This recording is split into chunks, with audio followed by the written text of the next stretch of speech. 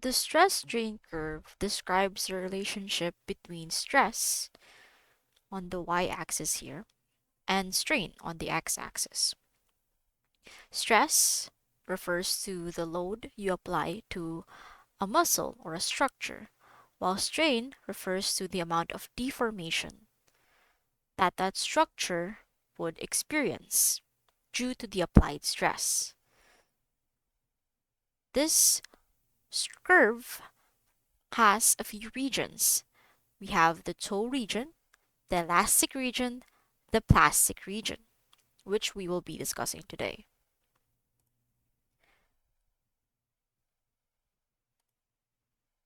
The toe region is the range where functional mobility occurs. This is our normal everyday movements. So, for example, picking something up from the ground or just riding, essentially any movement that does not cause distinct deformation to the muscular structure or the joint. A good visualization of this would be getting a hair tie, and you wouldn't stretch the hair tie. You would just slightly touch it by the edges and see how it changes shape from a circular shape to a wavy shape. That's the toe region. There's no stress being applied, as you can see on the y-axis here. It's very low, and there's little strain that is seen because you're not really applying any distinct load. So no distinct deformation would occur. In comparison to the elastic region is where reversible deformation occurs. Reversible deformation refers to when you stretch that hair tie slightly, you would increase the stress. But when you let go, it could go back to its original form. So this is a load that is strong enough that would be capable of inciting deformation of a structure. In this region, there is the presence of microfailures between collagen bonds. This is just a grade 1 strain. For example, we could have stretching. Stretching would occur within the elastic region. We're trying to incite a little bit more stress, a little bit more load to the muscle so that it could experience a little bit of deformation for it to relax. Also, for ROM exercises, you're moving the joints.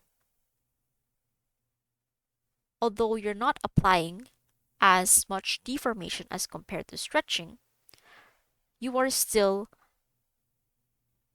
providing a load that is capable of reversible deformation. One main point to note here is the elastic limit. The elastic limit, as you can see on the graph, refers to the point between the elastic and plastic regions. This is the point of no return. What does that mean? If you go past this point, that would be the plastic region, and the plastic region would cause irreversible deformation, permanent changes, permanent strain. So there would be positive macro failures, not micro, but macro, the grade 2 strain of collagen bonds. In the plastic region, you have pushed the muscle to its maximum limit, and that's what we call the ultimate strength. This is how far, how much that muscle can take on that amount of load. However, once you go beyond that ultimate strength point, necking would occur. And necking is no, no, no, it's not good. When that happens, it's really not good. This is when, because the muscle received too much load, it suddenly drops. The amount of stress that you need to apply to it would drop because it's already reached its ultimate strength. It's already reached its ultimate failure point.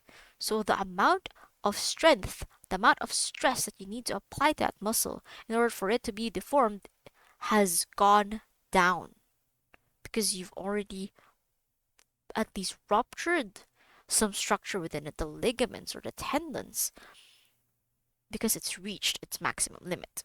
So we, by all means, should avoid the necking. Another important concept here is creep. So creep, it's like creeping. It's creep. So according to Kistner, creep refers to when a load is applied for an extended period of time. It causes the tissue to elongate and does not return to its original length. So this applies the concept of the reversible deformation. Essentially, creep is just a term that is used to refer to when you apply a stretch for a longer period of time, static stretching. You're applying it to a muscle. It basically refers to the decrease in the amount of load that you can apply, because as load is applied for a longer time, it would deepen the stretch of that muscle. Since you're applying more stress, there would be more deformation. But the difference between creep and necking is that you're not going beyond the ultimate failure point. You're just maintaining the stretch. You're not trying to rupture the structure. This is why stretching is usually done between 30 to 45 seconds, 15 to 30 seconds, so that there's enough time for effects to be seen within the muscle structures.